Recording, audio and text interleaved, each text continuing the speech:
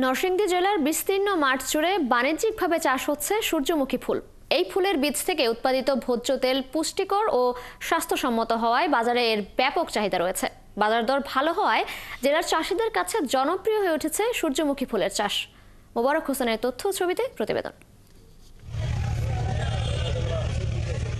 মেঘনা নদীর তীরে দিগন্ত জুড়ে সূর্যমুখী ফুলের হাসি।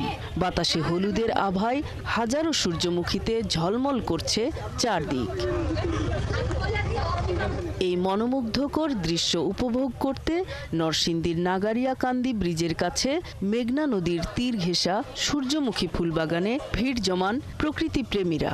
ছবিতে যেমন দেখছি বাস্তবে তার থেকেও 3 গুণ সুন্দর। আমার আজকে ঘুরতে এসে ভালো লাগছে। সবার সাথে ফ্যামিলি ট্যুরে এসেছি, খুবই মজা পাইছি জায়গাটা দেখা। সূর্যমুখী বাগানে এসে অনেক ছবি তুললাম। জীবনের প্রথমবার আসলাম এই সানফ্লাওয়ার গার্ডেনে, অনেক মজা লাগতেছে। সবাই তো প্রকৃতির সান্নিধ্য পছন্দ করে, তো কেউ যদি প্রকৃতির কাছে আসতে চায়, মেন্টাল পিস চায়, তাহলে এখানে একবার এসে ঘুরে যাওয়া উচিত। তবে সৌন্দর্যের জন্য নয়, সূর্যমুখী ফুলের বীজ থেকে তেল উৎপাদনের জন্যই এর চাষ করছেন কৃষক।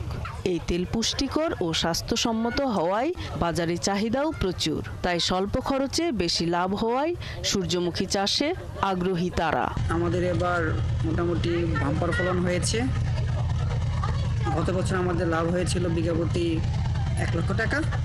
এবার আশা করছি আমাদের লাভের পরিমাণ আরও বাড়বে। কৃষি কর্মকর্তারা বলছেন, সূর্যমুখী চাষে আগ্রহ বাড়াতে কৃষকদের প্রশিক্ষণ সহ নানা সহযোগিতা দেয়া হচ্ছে। আমাদের সূর্যমুখী আবাদ বৃদ্ধি করতে হবে, কারণ এর একটা ব্যাপক চাহিদা রয়েছে এবং এটি কিন্তু সূর্যমুখীর চেয়ে বেশি উচ্চ মূল্যে। আমরা এটা হাই ভ্যালু ক্রপ হিসেবে কিন্তু আমরা অবহিত করি এবং আমাদের কৃষক ভাইদেরকে সবসময় বলি যে উচ্চ মূল্যের ফসল আবাদ করলে কিন্তু আমাদের কৃষকরা বেশি লাভবান হয় এবং তারা কিন্তু আমাদের যে এই ভোজ্য তেল উৎপাদনে ভূমিকা রাখতে পারে। চলতি বছর জেলার 6টি উপজেলায় প্রায় 20 হেক্টর জমিতে সূর্যমুখী ফুলের চাষ হয়েছে। আগামীতে আবাদ আরও বাড়বে বলে মনে করছেন সংশ্লিষ্টরা। নূর তাজমিন নীর, ৭১।